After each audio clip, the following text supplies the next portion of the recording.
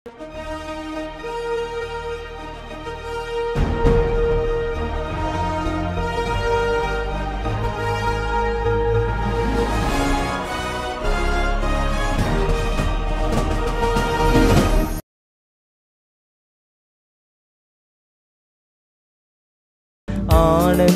துதி ஒலி கேட்கும், ஆடல் பாடல் சத்தமும் துணிக்கும்.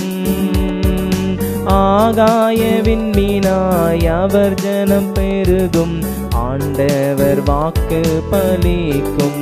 கிறிஸ்துவுக்குள் அன்பான தேவ ஜனமே, உங்களையும் மீண்டுமாக இந்த தொலைக்காட்சியின் வழியாக சந்திப்பதிலே மிகுந்த மகிழ்ச்சி அடைகிறோம். கிறிஸ்மஸ் மாதத்திற்குள்ளதாக நாமும் கடந்து வந்திருக்கிறோம். இயேசு கிறிஸ்துவானவர் நமக்காகவும் நம்முடைய அக்கிரமங்களுக்காகவும் நம்முடைய பாவங்களுக்காகவும் நாம் செய்த சகலவிதமான காரியங்களுக்காகவும் சிலுவையில் மரிப்பதற்காகவும் நம்மை அவருடைய சொந்த ஜனமாக மீட்டெடுப்பதற்காக பூமியிலே மனிதனாக அவதரித்தார். அப்படிப்பட்ட இயேசு கிறிஸ்துவானவருடைய பிறப்பை கொண்டாடும் வண்ணமாக இந்த மாதத்தின் முதலிலிருந்து கடைசி வரைக்கும் நாம் கிறிஸ்துமஸ் மாதமாகவும் கொண்டாட்டங்களின் நாட்களாகவும் நாம் ஒவ்வொரு வருடமும் ஆசரித்து கொண்டு வருகிறோம். அதே போல் இந்த மாதமும் நம்முடைய உள்ளத்திலும் இல்லத்திலும் இயேசு கிறிஸ்துவானவர் பிறந்து நம்முடைய வாழ்க்கையில் இருக்கக்கூடிய சகல சஞ்சலங்கள் போராட்டங்கள் எல்லாவற்றிலும் இருந்து நமக்கு ஒரு விடுதலை கொடுத்து சந்தோஷமும் மகிழ்ச்சியும் நிம்மதியாகவும் நம்மை எப்பொழுதும் தேவனுடைய கிருபையிலும் அவருடைய சத்தியத்திலும் வழிநடத்த தேவன் நம்முடைய இல்லத்திலும் உள்ளத்திலும் வந்து பிறக்க தேவன் தாமே நமக்கும் உதவி செய்வாராக. இந்த நாளிலும் நாம் தியானிக்கும்படியாக எடுத்துக்கொள்ளப்பட்ட வேத வசனம் ஏசாயா தீர்க்கதரிசியின் புஸ்தகம் 11ஆம் அதிகாரம் 1ஆம் வசனம். ஏசாயா தீர்க்கதரிசியின் புஸ்தகம் 11ஆம் அதிகாரம் 1ஆம் வசனம். ஈசா என்னும் அடிமரத்திலிருந்து ஒரு துளிர் தோன்றி அவன் வேர்களிலிருந்து ஒரு கிளை எழும்பி செழிக்கும். எனக்கு அன்பான தேவஜனமே, இந்த மாதமானது கிறிஸ்மஸ் மாதமாக இருப்பதினால் இயேசு கிறிஸ்துவானவருடைய பிறப்பின் செய்தி, அதிலிருந்து தேவன் நமக்கு என்ன காரியங்களை கற்றுக் கொடுக்கிறார் என்பதையும் குறித்து நாமும் பார்க்க போகிறோம். இந்த நாளிலும் இயேசு கிறிஸ்துவானவர் எந்த வம்சாவளியில் வந்தார் என்றால், தாவீதின் குமாரனாக அறியப்பட்ட இயேசு கிறிஸ்துவானவர் தாவீதினுடைய வம்சத்தில் வந்தார். தாவீதினுடைய தகப்பனாய் இருக்கக்கூடிய ஈசாய் அவனுடைய அடிமரத்திலிருந்து ஒரு துளிர் தோன்றி அவன் வேர்களிலிருந்து ஒரு கிளை எழும்பி செழிக்கும் என்று ஏசாயா 11:1 சொல்லுகிறது. அதாவது ஒரு அடிமரத்திலிருந்து ஒரு துளிர் தோன்றி, எப்போ அடிமரத்திலிருந்து ஒரு துளிர் தோன்றும் என்றால், ஒரு மரத்தை நம்ம பாதியாக வெட்டி அப்படியே விட்டுட்டோம், அது எந்த ஒரு சூழ்நிலையும் இனிமேல் அது எதற்கும் பிரயோஜனப்படாது என்று நம்ம அதை அப்படியே விட்டு விட்டோம், அந்த மரத்தில் இருக்கக்கூடிய அடித்தூர் மட்டும் இருக்கிறது என்றால், அந்த இடத்திலிருந்து ஒரு துளிர் தோன்றி அதனுடைய வேர் மீண்டுமாக பற்றி அதிலிருந்து ஒரு செழிப்பு வரும் என்கின்ற காரியத்தை இந்த வசனமானது சொல்லுகிறது.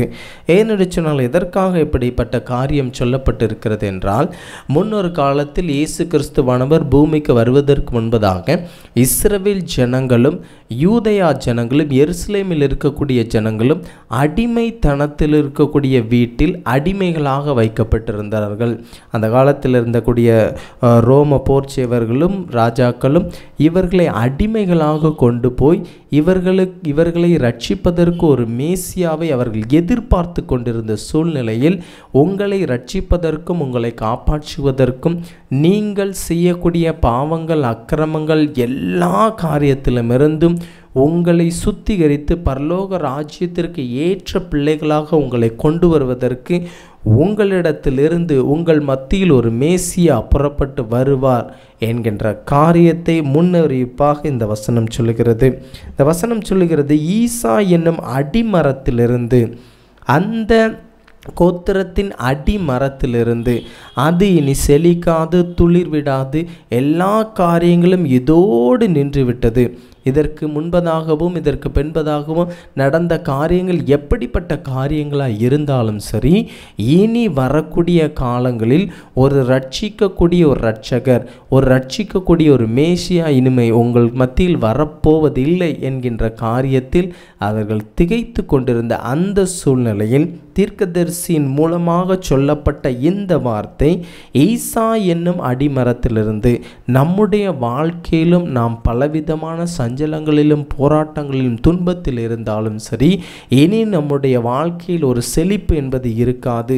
இனி என்னுடைய வாழ்க்கையில் எப்படிப்பட்ட சூழ்நிலை இனி நான் எழுந்து வர முடியாது, என்னுடைய வாழ்க்கை அவ்வளவுதான் முடிந்து விட்டது என்று இந்த அடிமரத்தை போல நாமும் நினைத்து கொண்டிருந்தால், இந்த அடிமரத்திலிருந்து எப்படி ஒரு துளிர் வந்து அந்த வேர் எப்படி பற்றி செழித்து கொண்டிருக்கிறதோ, எப்படி செழிப்பான இயேசு கிறிஸ்துவானவர் வந்தாரோ, அதே போல நம்முடைய வாழ்க்கையிலும் நம்முடைய இல்லத்திலும் உள்ளத்திலும் இன்றும் இந்த நாளிலும் இயேசு கிறிஸ்துவானவர் பிறக்கப் போகிறார். அப்படிப்பட்ட இயேசு கிறிஸ்துவானவர் பிறந்த பிறகு அவர் செழிப்பை தரக்கூடிய இயேசு கிறிஸ்துவானவர் எப்படிப்பட்ட காரியங்களெல்லாம் செய்கிறார் என்று தீர்க்கதரிசி முன்னறிவித்தான் என்றால், ஞானத்தையும் உணர்வையும் அருளும் ஆவியும். அவர் இயேசு கிறிஸ்துவானவருடைய வாழ்க்கையிலும் நம்மை ரட்சிப்பதற்கு அவர் வந்துவிட்டார் என்றால், ஞானத்தையும் உணர்வையும் அருளும் ஆவியையும், ஆலோசனையும் பலனையும் அருளும் ஆவியும், அறிவையும் கர்த்தருக்கு பயப்படுகிற பயத்தையும் அருளும் ஆவியும் ஆகிய கர்த்தருடைய ஆவியானவர் அவர் மேல் தங்கியிருப்பார். எப்படிப்பட்ட காரியத்தில் இருந்து, அந்த வேரிலிருந்து பற்றி வரக்கூடிய அந்த செழிப்பான இயேசு கிறிஸ்துவானவர் என்னென்ன காரியங்களை நம்முடைய வாழ்க்கையில் தருவார் என்றால், ஞானத்தையும் உணர்வையும் தரக்கூடிய ஆவியையும், பலனை தரக்கூடிய ஆவியும், ஆலோசனை தரக்கூடிய ஆவியும், கர்த்தருக்கு பயப்படக்கூடிய ஆவியும் இருக்கக்கூடிய கர்த்தருடைய ஆவியானவர் நம்முடைய வாழ்க்கையில் இயேசு கிறிஸ்துவானவர் எப்பொழுது பிறந்து வந்திருக்கிறாரோ, எப்பொழுது பிறந்து வருவாரோ, அந்த நாளிலிருந்து நம்முடைய வாழ்க்கையில் ஞானமும் உணர்வையும் அறியக்கூடிய ஆவி, பலத்தை தரக்கூடிய ஆவி, எந்த சூழ்நிலையும் தேவனுக்கு முன்பாக நாம் எழுந்து நின்று என் தேவன் என்னோடு இருக்கிறார், என் ராஜா என்னோடு இருக்கிறார் என்று நாம் எப்பொழுது எழும்பி பலன் கொண்டு திடமனதாக இருக்கோமோ, அப்படிப்பட்ட ஆவியானவர் நம்முடைய வாழ்க்கையில் வந்து விடுவார்.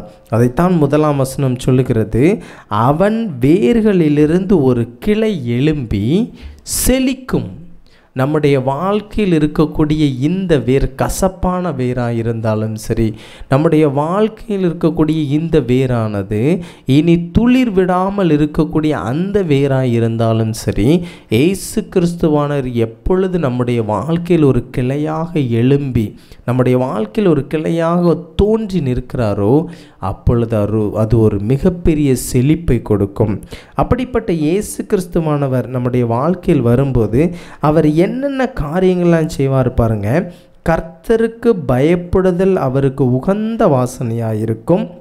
அவர் தமது கண் கண்டபடி நியாயம் தீர்க்காமலும், தமது காது கேட்டபடி தீர்ப்பு செய்யாமலும், நீதியின்படி ஏழைகளை நியாயம் விசாரித்து, யதார்த்தத்தின்படி பூமியில் உள்ள சிறுமையானவர்களுக்கு தீர்ப்பு செய்து, பூமியை தன்னுடைய வாக்கின் கோலால் அடித்து, தமது வாயின் சுவாசத்தால் துன்மார்க்கரை சங்கரிப்பார். இப்படிப்பட்ட இயேசு கிறிஸ்துவானவர் நம்முடைய வாழ்க்கையில் வந்து பிறக்க வேண்டும் என்றால், நாம் நம்முடைய உள்ளத்தை இயேசு கிறிஸ்துவுக்கு ஒப்புவிக்க வேண்டும். இயேசு கிறிஸ்துவானவர் இந்த பூமிக்கு வந்ததன் நோக்கம் என்ன? பாவிகளை ரட்சிக்கவே கிறிஸ்து இயேசு பூமிக்கு வந்தார். நாம் பாவியாக இருக்கிறோம். நாம் செய்யாத அக்கிரமம் இல்லை, நாம் செய்யாத நிந்தனை இல்லை, நாம் செய்யாத போராட்டம் இல்லை, நாம் செய்யாத பாவங்கள் இல்லை. மற்றவர்களுக்கு விரோதமாகவும் பிறருக்கு விரோதமாகவும் நாம் செய்த சகல பாவங்களையும் தேவனிடத்தில் ஒரு விசை நினைத்து பார்த்து, கர்த்தாவே, நான் இப்படிப்பட்ட பாவங்களை எல்லாம் செய்திருக்கிறேன், இப்படிப்பட்ட மோசங்களை செய்திருக்கிறேன், ஆனாலும் இது எல்லாவற்றிலும் இருந்து நீக்கி போட்டு என் வாழ்க்கையில் செழிப்பை தரக்கூடிய செழிப்பான இயேசு கிறிஸ்து என்னுடைய வாழ்க்கையில் பிறக்க வேண்டும். ஈசா என்னும் அடிமரமாய் நான் இருக்க வேண்டும். என்னிடத்திலிருந்து ஒரு வேர் கிளம்ப வேண்டும். என்னிடத்திலிருந்து வரக்கூடிய அந்த வேரிலிருந்து ஒரு கிளை வர வேண்டும். அந்த கிளை செழித்து வளர வேண்டும். அந்த கிளையாகிய இயேசு கிறிஸ்துவானவர் அவர் ஒவ்வொருவருக்கும் நியாயம் செய்கிறவராகவும், அவர் அறிவையும் பலனையும் உணர்த்துகிற தேவன், அருளக்கூடிய ஆவியை உடையவராகவும், கர்த்தருடைய ஆவி அவர்கள் மேல் எப்படி இருந்ததோ அதே போல் என் மீதும் இருப்பதாகவும், இப்படிப்பட்ட காரியங்கள் எல்லாவற்றையும் தேவன் நமக்கு தரும்படி நாம் தேவனிடத்தில், கர்த்தாவை என்னுடைய உள்ளத்தில் வந்து பிறந்தருளும், என்னுடைய இல்லத்தில் வந்து பிறந்தருளும், அப்படிப்பட்ட ஈசாயின் அடிமரமாய் நான் இருக்க வேண்டும், என்னிடத்திலிருந்து ஒரு துளிர் வர வேண்டும், என்னிடத்திலிருந்து ஒரு கிளை வர வேண்டும். அப்படிப்பட்ட இயேசு கிறிஸ்து என்னிடத்தில் பிறக்கும்போது என்னை சுற்றி இருக்கக்கூடிய துன்மார்க்கராக இருந்தாலும் சரி, என்னுடைய பகைஞராக இருந்தாலும் சரி, எனக்கு விரோதமாக எழும்பி நிற்கக்கூடிய என் சத்துருவாக இருந்தாலும் சரி, அந்த கிளை என் மீது இருக்கிறது. இயேசு என்னும் கிளை என் மீது இருக்கிறது. ஈசா என்னும் அடிமரமாய் நான் இருக்கிறேன். என்னிடத்திலிருந்து வேர் பற்றி வரக்கூடிய பரிசுத்த ஆவியானவர் என்னிடத்தில் இருக்கிறார். என்னிடத்திலிருந்து கிளை புறப்பட்டு வருகிறது. அப்படிப்பட்ட கிளையாகிய இயேசு கிறிஸ்து எனக்கு ஒரு செழிப்பை கட்டளையிடுவார். அப்படிப்பட்ட இயேசு கிறிஸ்துவானவர் என்னுடைய வாழ்க்கையில் பிறந்து எனக்கு ஒரு செழிப்பை கட்டளையிடுவார். இதுதான் கிறிஸ்தவம், இதுதான் கிறிஸ்துமஸ். இயேசு கிறிஸ்துவானவர் நம்முடைய வாழ்க்கையில் வந்து பிறக்க வேண்டும். கிளையாகிய இயேசு கிறிஸ்துவானவர் நம்மிடத்தில் செழிப்பாக எப்போதும் செழித்து வளரக்கூடிய இயேசு கிறிஸ்துவானவர் நம்மிடத்தில் இருக்க வேண்டும். அப்படிப்பட்ட இயேசு கிறிஸ்து நம்மிடத்தில் இருக்கும்போது என்ன காரியங்கள் நடக்குமாம் பாருங்கள்.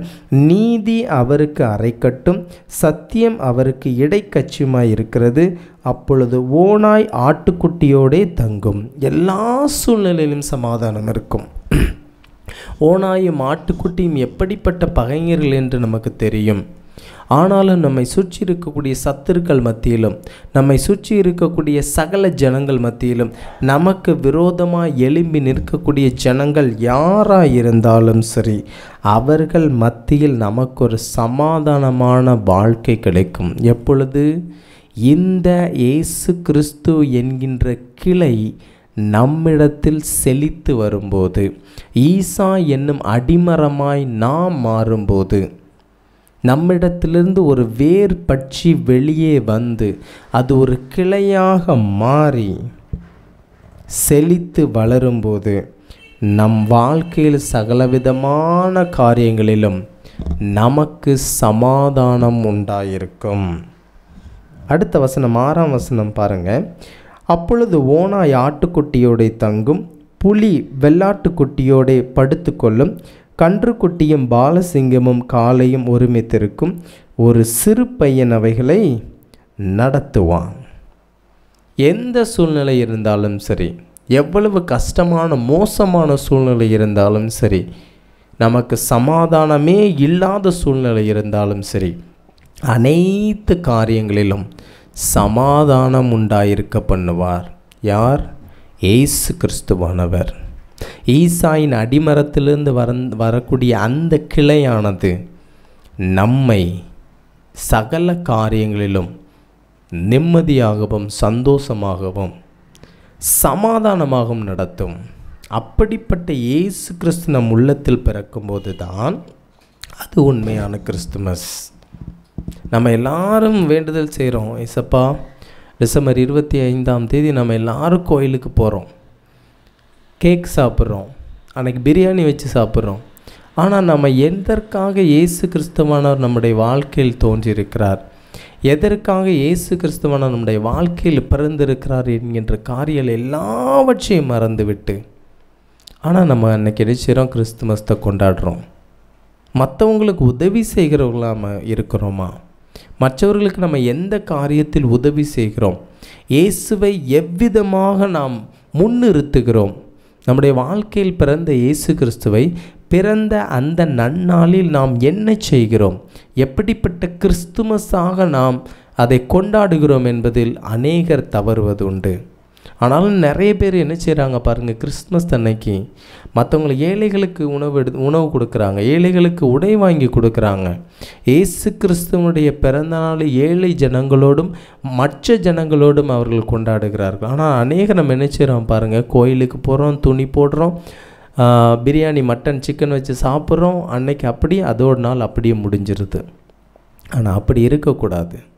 நம்மிடத்திலிருந்து வரக்கூடிய அந்த கிளையானது செழிக்கும் போது நம்மை சுற்றி இருப்பவர்களுக்கும் நாம் பயனுள்ளவர்களாக இருக்க வேண்டும். இயேசு கிறிஸ்து என்கின்ற செழிப்பு நம்முடைய வாழ்க்கையில் இருக்கும்போது நமக்கு இருக்கக்கூடிய சகல கஷ்ட நஷ்டங்கள் போராட்டங்கள் எல்லாம் நம்மை விட்டு விலகி போகும். வெள்ளாட்டுக்குட்டியும் புலியும் எப்படி ஒன்று போல படுத்துக்கொள்ளும் என்று வேதம் சொல்லுகிறதோ, ஓனாயும் ஆட்டுக்குட்டியும் எப்படி ஒன்று போல தங்கும் என்று சொல்லுகிறதோ, அதே போல நம்மை சுற்றி அவருடைய சமாதானம் பெரிதாயிருக்கும். அப்படிப்பட்ட சமாதானம் நமக்கு வேண்டுமென்றால் நாம் ஈசா என்னும் அடிமரமாய் மாற வேண்டும். நம்மிடத்திலிருந்து கிளை வர வேண்டும். நம்மிடத்திலிருந்து வேர் பற்றி செழிக்க வேண்டும். அப்படிப்பட்ட காரியம் நம்மிடத்தில் காணப்படும் போது, இயேசு கிறிஸ்து என்கின்ற செழிப்பு நம்மிடத்தில் வரும்போது, அவர் நம் உள்ளத்தில் பிறந்ததற்கான உண்மையான அர்த்தம் வெளிப்படும். ஏனென்று சொன்னால், பாவியாகிய நமக்காகவும் நம்முடைய அக்கிரமங்களுக்காகவும் நம்முடைய மீறுதல்களுக்காகவும் இயேசு கிறிஸ்துவானவர் பூமியிலே குழந்தையாக மனிதனாக அவதரித்தார். அவர் நம்மீது வைத்திருந்த அன்புக்கு எப்படிப்பட்ட விலையும் ஒருபோதும் நாம் கொடுக்க முடியாது. ஏனென்று சொன்னால், தன்னுடைய ஒரே பேரான குமாரனை நமக்காக தந்துருளி, பிதாவானவர் தன்னுடைய சொந்த குமாரனை, ஒரே பேரான தன்னுடைய சொந்த குமாரனை நமக்காக பூமியிலே தந்து, அடிக்கப்பட்டு, ஒடுக்கப்பட்டு, நிந்திக்கப்பட்டு, இதற்கெல்லாம் காரணம் என்ன? நாம் தேவனுடைய ராஜ்யத்திற்குள் பிரவேசிக்க வேண்டும்.